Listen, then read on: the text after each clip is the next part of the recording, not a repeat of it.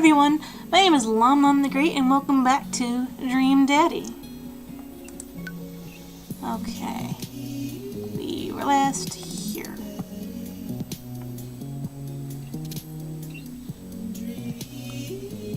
Dream Daddy. This is not always the best medicine. Spend less money than you make. Good tips.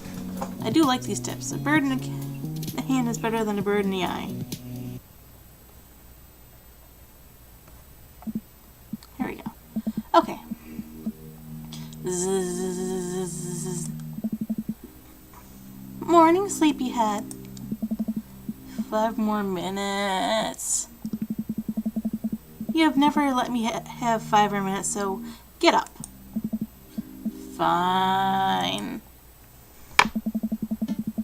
We have cereal for breakfast and spend the morning putting together furniture. Amanda is much better at interpreting the tiny manuals. We were able to put together a few shelves and one desk, but I'm pretty sure it was supposed to be a bookcase. So, you excited for the cookout today? I sure am. Excited to beef up my grilling skills? I'll see this as a learning opportunity. If I can snake some hot grill tips, I think we can consider the a success. Don't you want to meet some of the people in the neighborhood? I'll probably end up standing uncomfortably in the corner with a plate of food and hope that nobody talks to me. Dad, you're a beautiful work in progress. We will get that butterfly to emerge from the cocoon. The social butterfly. Well, we better start getting ready. We definitely don't want to be late. What? No, we have to be fashionably late. Who shows up to a cookout on time? You know what? We're going early, just because he said that. I head out the door and Amanda reluctantly follows. We walk across the street to Joseph's house with a store-bought veggie plate. We didn't want to risk burning down the house again. Good plan. I guess we're not as early as we thought we were. Joseph's backyard is already packed with people, and the smell of hot dogs wafts through the air.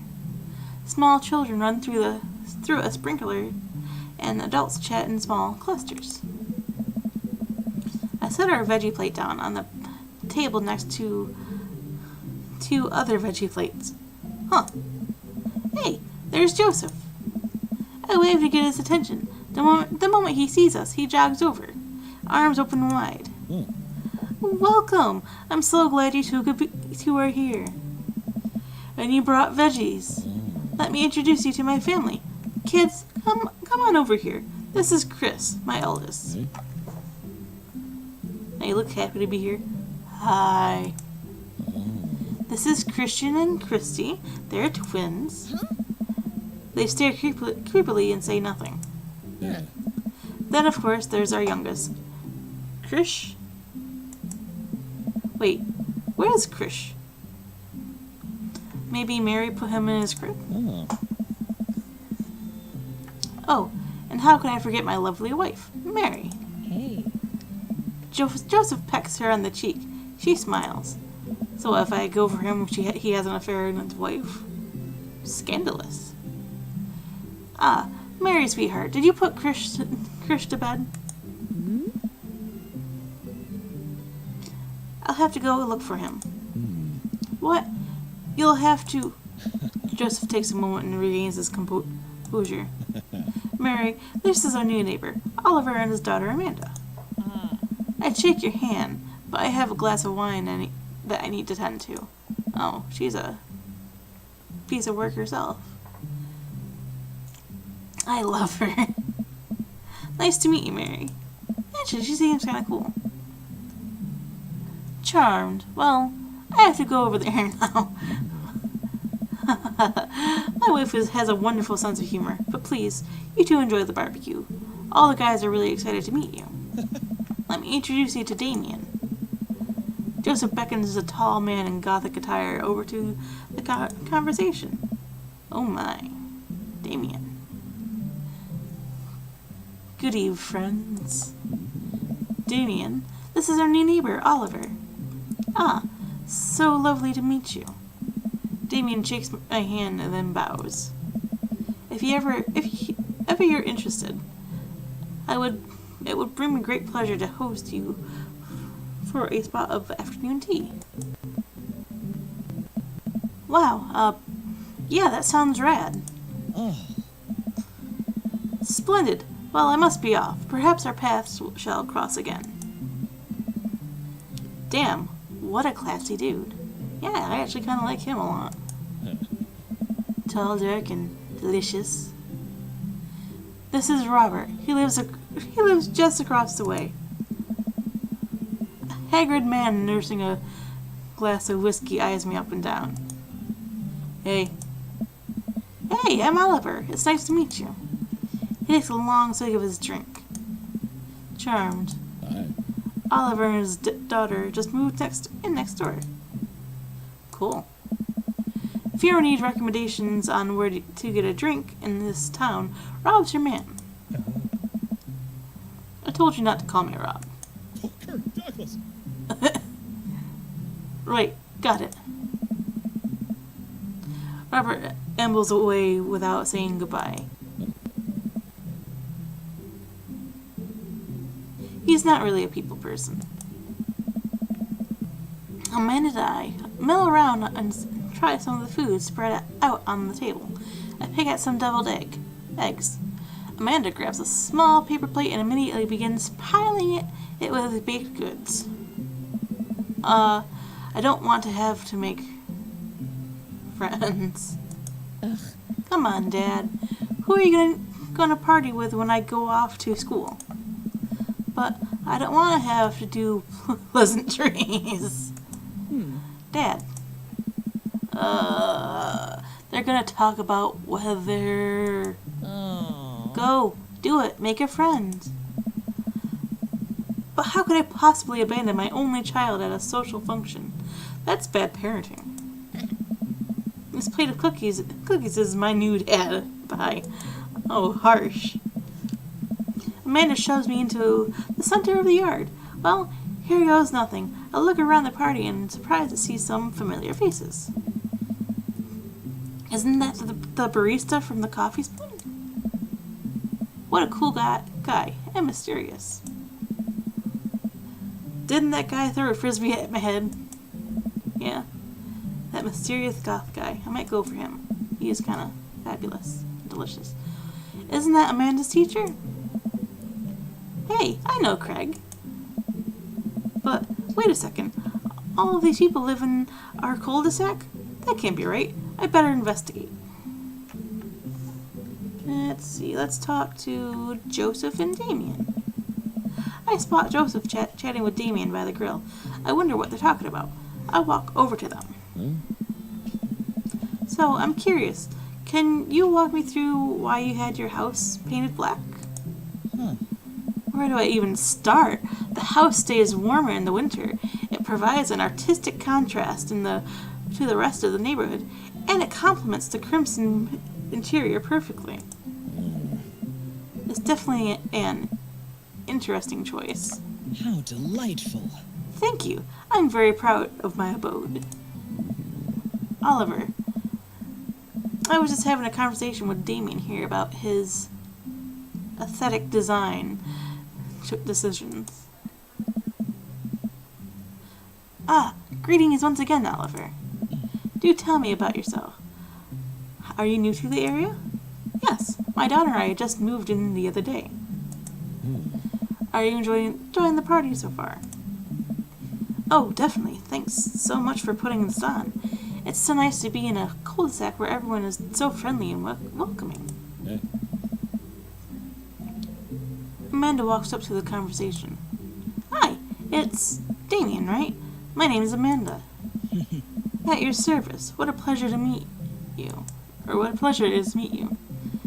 Damien finishes the sentence with a flourish and a bow, producing a single rose and offering it to Amanda. Oh my. Amanda blushes and returns the gesture with a curtsy. My, do you know how to treat a lady? What? Hello, Amanda. Seemingly out of nowhere, Joseph's twin kids appear. Ah, are they speaking in unison? Hey, won't you come play with us? Come play with us forever. Guys, enough with the creepy twins chick. We've talked about this.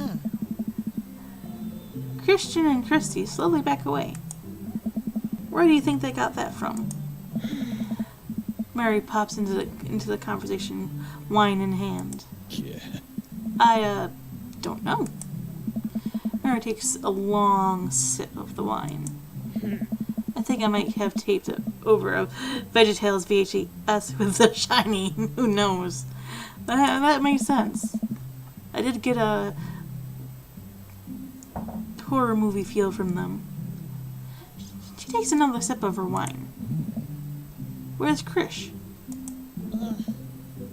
Wasn't he with you? You had him a moment ago. He's probably stuffing dirt in his mouth. He'll be alright. Toddlers are pretty resilient. Mary tips her glass to me. Ain't my first time to the rodeo. It's my 5th. I have squeezed 4 little... Sweetheart. Would you do me a favor and please find Krish? That would be great. I'm sure he's fine. Mary. Okay, jeez. Mary finishes her wine and wanders off. Go find your kid, dang it. Dad, can we go now? Lucian. Have I introduced you to Oliver yet? Hey, it's that punk from Amanda's school. Completely unhelpful. I remember you. Whatever. That's no way for a young man to speak to his elders. Be polite. Lucian bows. Whatever, sir. Lucian bows again. Mr. Christiansen, may I have a veggie burger, sir? Coming right up, bud. Are you vegetarian? Oh my, yup. Make that 2 veggie burgers. Did you know that some people in the Victorian era were vegetarians? They describe carnivorous type people as bloodlappers. Dad. That's really interesting, Damien. Joseph turns to the grill. Just a hint of a tattoo peeking out from underneath his sleeve. Oh my. I can't believe I didn't notice it before. It looks like the bottom of an anchor. Whoa, is that a tattoo? Wow. Yup. I wasn't always a youth pastor, you know. That's so cool. Want to see mine? What? What? Lucian pulls back some rubber bracelets, revealing a lopsided 666 in black ink. My buddy gave me a stick and poke tattoo last week. I think it's healing up pretty good. Lucian. We'll talk about this later. That's pretty cool. What's the significance of the tattoo? I don't know. I just thought it looked sick. Well, in my opinion, the only reason you need to get a tattoo is because you want one. Careful though, that number carries weight. Man, Joseph is a way cooler youth pastor than I thought. I just figured youth pastors popped out of the womb with a Bible. I wonder what he did before preaching. Yeah, he just seems really interesting. If you're a vegetarian, then I'm probably steering away from you. Nothing against vegetarians, but that's just not my... That's not my speed of things. Robert and Brian. Let's talk to those guys. I glance across the yard and notice Robert and Brian chatting over drinks. Man, I don't think I want to deal with being one-upped by Brian, or whatever happened to Robert with Robert last night. Oh no, they caught me staring. Oh no, Brian's waving me over. Shoot. I flash a smile and walk over to them. Hey, guys. Oliver, how the heck are you? Settling into the neighborhood all right? Oh, you betcha. Got the living room in order at least. That's great to hear. I've been doing some living room work as well. Finally got the 50-inch in there. The game looks great in high def. Oh boy. Oliver, have you met Robert yet? Yeah, we've met. Robert regards me over his whiskey. Good seeing you again. Maybe Robert is a good choice. He's kind of handsome too. He looks like the bad boy type. We were just talking about my most recent camping trip. Spent a night out in the woods with Daisy and Maxwell. She's definitely an outdoorsy one. Even caught her first fish. Cool. It's good to see you taking your daughter out like that. I bet she loved it. Oh, he actually seems rather nice. And it's great that she loves the outdoors. Mine loves being inside. Brian raises his eyebrow at me. Being inside, making art. She won a local competition for that art. Yep. Did I put it on too strongly? Maybe a little bit. Robert stares at me blankly for a second. Anyway, I haven't gone camping in years. Not since the last time. Same here. Well, things change once you have a kid. Wait, what happened the last time? Robert takes a long sip of his whiskey. Well, old Johnny boy and me are out in the back country. The Johnny boy is a strong kid. Met him in my army days. Comes from Kansas. They build him tougher out there. Anyway, things go south pretty quick. Johnny boy breaks his ankle when the rope bridge snaps. You can see the bones popping out through the skin. Johnny boy is screaming now. Crying for his mama, losing blood. We're 2 days out from the next living soul, and here I am with my dear friend bleeding out in front of me. I'm able to dress the wound, but now I got a fireman carry a 6-foot, 180-pound man over some of the toughest terrain I've ever been in. I won't lie to you. There were moments during those 2 days when I thought about leaving old Johnny boy, but you build a bond with your brothers in arms. And that bond never breaks. I got that boy back to civilization, but I lost some of me out there. I guess that's camping for you. Brian and I stare in disbelief. Robert takes another long sip of whiskey. I'm just kidding. My friend John and I went inner tubing down a river and he lost a flip-flop. Missed that kid. Brian and I laugh nervously. Or am I kidding? Brian and I tense up again. I'm kidding. I'm kidding, guys. Phew.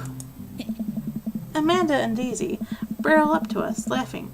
Daisy is holding a paper plate in front of her, like a steering wheel. We gotta get off this haunted truck. Oh no, the ghost locked the doors. Quick, hit the emergency escape button. But trucks don't have emergency escape buttons. Then hit the brake, I guess. And then we'll get out of the truck. The imaginary truck. Anyway, we're safe from the ghosts. But how will we ever survive this Arctic tundra? Daisy, you might have to eat me. Are you prepared to do that? I'm prepared to do anything to survive. That's cold-blooded. I like that. Although I'm not sure I have the materials required to properly cook you. You know, that reminds me of the last time I went skiing. Robert! Wait a second, are you guys playing? Long Haul Ice Road Paranormal Ghost Truckers? Yeah. Amanda and I love that show. It's the best, especially that episode where Colin hides Flint's keys and Flint retaliates by breaking an ancient curse urn and sending the spirit after him. Yeah. It's such quality reality television. I don't watch a whole lot of television, but I do enjoy that show. That and war documentaries. Alright, Daisy, I found us a couple of bugs. They're gonna make a great meal. Lots of protein, gonna keep us from starving out here in this harsh, icy wasteland. But there's a whole table of food right over... Daisy, it's a game. We're playing pretend. That's what kids do. Live a little. Amanda gives Daisy a handful of gummy worms from the snack table. They eat them with mock disgust. Let's go find kindling for a fire. Yes. Okay. But not an actual fire. Because we're playing pretend? Now you're getting it. Daisy and Amanda run off. What a cute couple of kids. Man, I've never seen her get along with anyone so quickly. I guess Amanda just sort of has a way with kids. That's kind of amazing. Daisy doesn't really get along with kids her age. It's nice that he's not trying to one-up me this time. Maybe we can have regular friendship after all. Really. She just kind of keeps to herself. Her teachers say she spends every recess in the library. I think the other kids are intimidated by her intelligence. There it is. I wouldn't worry about it too much. Amanda was shy at Daisy's age too. She used to have a habit of crawling under tables and crying every time we took her to a restaurant. She bit people too. Oh, kids, right? Gotta love them. We're required to by law. I hear that. Well, since we're getting along so well, maybe we should try to put together a little play date for them. They do seem to get along well, but the thought of continually hearing about all of Brian's accomplishments is rough. Yeah, that'd be nice. Well, I don't want to take up too much of your time. Go meet some of the other fellas. Let's talk to Matt, Hugo, and Craig. Matt and Hugo seem to be embroiled in an intense discussion.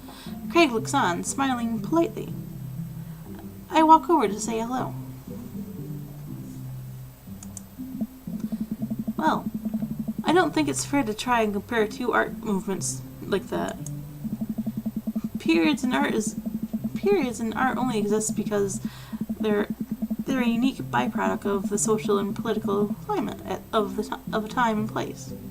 And to try to take something like, say, the Rococo period and compare it to the postmodernism in America, you're completely disregarding the context in which a work of art is created. Matt and Hugo seem to be so busy talking that they don't notice me. Craig leans in. Dude, I have no idea what's happening. I want to talk to Craig. He's my old friend. I turn my attention to Craig, who seems a little more attentive to my existence. How did resistance trading go the other day? Great! Little River here is a great cheerleader. Ain't you, little bro? Craig grabs River's arms and waves them around. You can do it, Dad! I'm so proud of you. I'm sorry for pooping on you. She must be a handful at that age. Oh, they always are. Hey. But it's so worth it. Craig grabs River's arms again and waves them around. Also, I'm sorry for throwing up on you, Dad. How you settling in? Almost done. The new place is perfect. I never get too comfortable. The new place is perfect. It's really cozy, and the neighborhood is beautiful. Beautiful.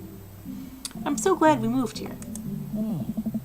And I'm even more glad that we're right next to my old best friend. Craig gives me a playful punch on the shoulder. Ow! I remember that hurting less in the past. Oh. Sorry. I've been doing push-ups and stuff. Oliver, how are you liking the neighborhood? It's pretty nice. Everyone's been super friendly. Hey. Seems like your daughter is fitting in just fine. Matt points across the yard to where Amanda, Daisy, and another young girl are playing. They're all sitting cross-legged in the grass, picking weeds, weaving them into little flower crowns. It's pretty adorable. The girl I don't recognize jogs over to us. Hey. What is it, sweetheart? Oh, she's cute. I like your style. It's a flower crown. I thought you'd look cute in it. Oh. Well, there's only one way to find out. Put it on. Matt takes the flower crown and places it on top of his head. Hey. Am I cool now? The girl stares at him, thinking it over. Nope. You're slightly less uncool than you were before you put it on. Hey. Oh, they do show it on him. Oh, that's nice. Hey, Oliver. This is my daughter. Hello. I'm Carmen Sita. Amanda comes over with Daisy in tow. Dad, look. I'm making friends. Yeah. Are you making friends? You better be making friends. Yeah, actually, Amanda, you remember the cool barista from the coffee shop, and my old college friend, and your teacher. Oh, hi, Mr. Vega. I didn't realize we were neighbors. Ah. Yep. You still gotta get me to that overdue term paper. Great seeing you. Amanda finger guns her way out of the conversation like a champ. She learned a finger guns move from me. I'm very proud. Oh. She's definitely a charmer. Speaking of which, where did my son go? What? Hugo looks around the party. He must finally spot him because his eyes go wide. Huh? Ernest Hemingway Vega. Are you smoking? Hmm? Ernest is holding a lit cigarette. Nope. I see Ernest across the way. He casually takes a long drag of his cigarette and then flicks it into a gutter. Unbelievable. Excuse me. Someone's gonna get their ass reamed out. Hugo marches over to Ernest, and I turn my attention to Matt and Craig. Kids, right? Hey. Man, I do not envy Hugo. The last barbecue we had, Ernest tried to shove a sparkler down Joseph's pants, nearly burning down half the yard. Oh. And the barbecue we had before that, he actually burned down half the yard. And then it spread onto my lawn and burned down half of my yard too. What? Yeah, he looks like a punk. Hugo walks back over to us, practically dragging Ernest behind him. Oh. Hey everybody, sorry about that. Oliver, this is my son Ernest. Hello. Ernest looks away, sulking, his hands shoved deep in his pockets. Hugo nudges him impatiently. Hey. Nice to meet you, Ernest. What grade are you in? Does it matter? Oh. Ernest! Okay, I'm in 8th grade. God, are you happy now? I'm sure you were just dying to know. Yeah. Good for you. Didn't realize how jerky and punkish kids were until, well, now. It's always funny. It's funny just looking at them now. Looking at kids now. Can I go now? I'm tired of talking to two old dudes who blame my generation for the failing economy. Ouch. I don't know. Ernest. Oh yeah, because I'm totally embarrassing you. Ernest puts earbuds in and storms off to stand in the corner. Well, that was certainly something. He seems nice. Hugo puts his head in his hands and sighs. I'm so sorry. He's having a really tough time. As much as I wanted to be the cool dad, I have to be the authoritarian dad, and he clearly resents me for it. He'll thank you later for it, I'm sure. I mean, I think as a dad and a teacher, it's about as authoritarian as you can get. Honestly, are any of us cool dads? Is it even possible to be a cool dad? Absolutely. Well, maybe not to your kids, but to each other. What? I'm cool as a cucumber. Hey, dude. See, that right there. You can't say that. I can say whatever I want. My kids think I'm cool. But for how long, Craig? How long do we get to be the cool dads? Oh. I don't know. Yeah, sounds great. I think we just have to accept the fact that as dads, we've become the machine we once raged against, and accept our fate to unironically wear socks with sandals. Your kids may think you're cool now, but the moment they hit puberty, you're doomed. Amanda's 18, and she still thinks I'm cool. I yell across the yard to my daughter, "Amanda, I'm cool, alright?" Amanda just laughs. She keeps laughing. I see your point. Oh, no. As much as we all want it, I don't think it's as important to be a cool dad as it is to be a good dad. We can't all be best friends with our kids. It just doesn't work. I mean, look at me and Ernest. Oh. Our job as parents is to make sure our kids turn out okay. Yeah, you're right. But it'd be nice to have it both ways. Hearing these guys talk about this makes me think of my relationship with Amanda. We get along so well, but there might come a time when it won't be like that. Is college when that happens? Don't let us eat up your time. Oliver, go meet some of the other people around the neighborhood. And without further ado, let's work some magic. Joseph closes his eyes, takes a deep breath, and gets to work. With the greatest of ease, he sets patties on the grill, flourishing as he flips his spatula in the air. It's easily some of the best grill work I've ever seen. He's clearly done it before.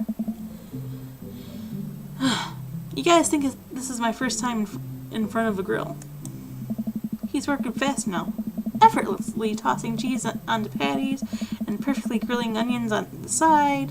One after another, the dads take notice and crowd around Joseph to admire his masterful technique. Oh. You probably didn't know this, Oliver, but Joseph's known around here for his grillmanship.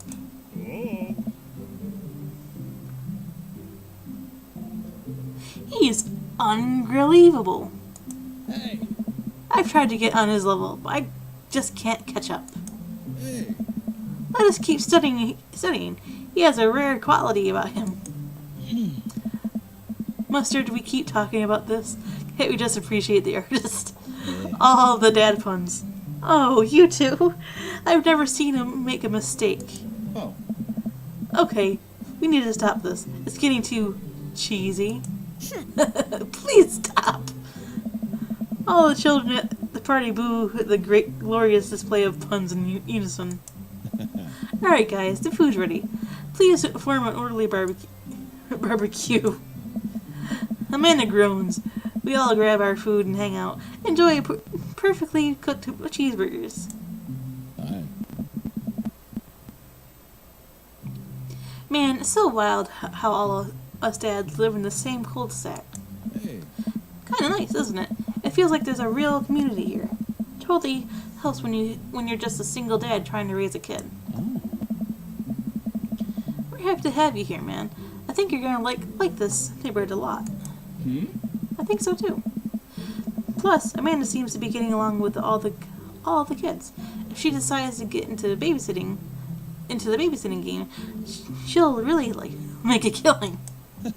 Hey, why don't you add us all on Dad Book? Dad Book? Yeah, it's a great social network for dads to keep in touch with each other. We're all on it, so if you ever need to reach out to anyone, it's the simplest way to do it. Sorry, I'm just an old-fashioned dad. Social media goes over my head sometimes. Don't worry, Pops. I'll help you figure it out. The rest of the barbecue goes smoothly. We all trade stories and drink beer as our kids play on the lawn. Amanda breaks up a fight between Carmencita and those weird twins. I think they wanted her soul.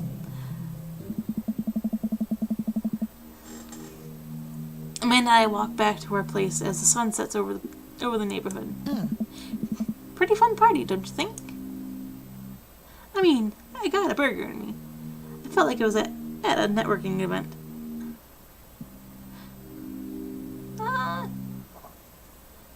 I got a burger in me. Sweetie, if I can't impart any sort of wisdom upon you right now, and not that this was a bad situation, but if you're ever in an uncomfortable situation, always look for the silver lining. The silver linings get you through the other side. We ate rockin' burgers today, and it was good. I am sorry for my terrible reading skills. Amen. Well, hey, at least you met some other cool dads. You should hit them up on Dad Book. Maybe I will, if I ever figure out how social media works. I have a good feeling about this place. Me too, Dad. Always use a coat of wax after blah blah blah. Amanda and I arrive home with the remnants of our veggie plates. Seems like nobody was really into the cauliflower. Any big plans for this evening? Actually, yeah. I'm going out with some friends. Oh? Is that okay? Of course. Just keep me posted. And be home before midnight. You got it. And be careful. I will. Make good choices. Of course. And call me if you need anything. Dad, you're not going to do the thing where you wait silently for me to come home in the living room with all the lights off, are you? What? No. I've never done that, and I will never do that. Don't tell me what to do. Okay, do you have plans tonight? My plans are kind of to eat ice cream and watch TV with Amanda, but I'll find something else to do. I'm gonna work on some stuff. See how long I can sleep for. Throw a party. Work on some stuff. You know, dad stuff. I'm just relaxing tonight. Have fun, okay? Great. See you later. I watch Amanda drive off into the night. I really do hope she has fun. I plop down in front of the TV and turn on some Wine and Dine Mastermind with celebrity chef Gavin Chapman. Looks like Gavin's making a roasted rack of lamb with rosemary mashed potatoes. That sounds delicious. I'd love to be able to cook like that. Although I think if I was actually good at cooking, I use my powers for evil, just making baked Alaskas all day instead of any food of real nutritional substance. Man, Gavin Chapman just caught that thing on fire, but he meant to do it. What a professional. I lose track of time as I blaze through several episodes of Wine and Dine Mastermind, and also one episode of some cooking show called Meat Hell. I'm not even sure what that one was about. It was just a lot of yelling. I glance at my watch. Man, it's almost midnight. I should check in with Amanda. So I send a text. Hey kiddo, you good?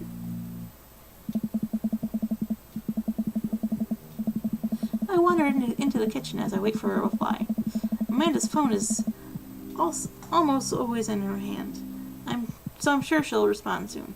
Unless she's driving home now. In which case, I hope she doesn't respond soon, because I definitely taught her better than to text and drive.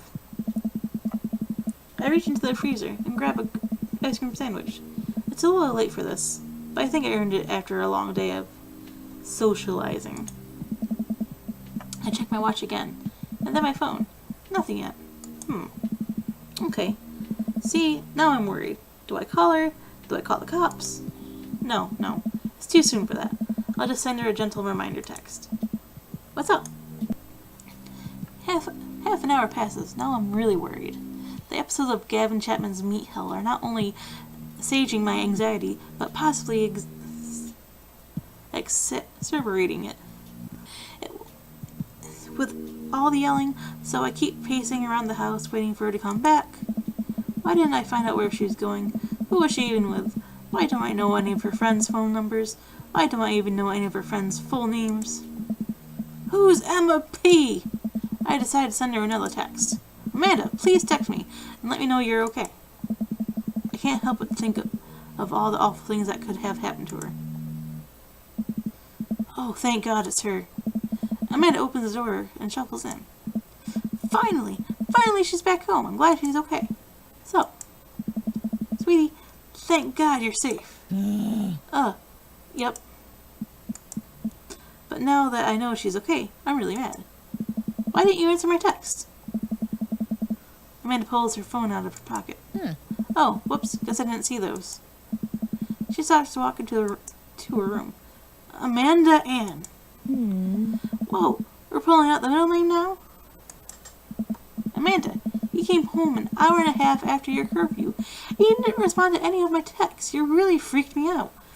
I was about to call the cops. Dad, you're seriously overreacting. You're not going to be like this when I go off to school, are you? I have a right to be concerned. You're my only daughter. Well, I can't give you a play-by-play of everything I do all the time. I'm 18. You shouldn't even be giving me a curfew in the first place. I sit down on the couch and put my head in my hands. I feel very tired all of a sudden. You really scared me. Just please don't do that again. Alright. I'm gonna go to bed now.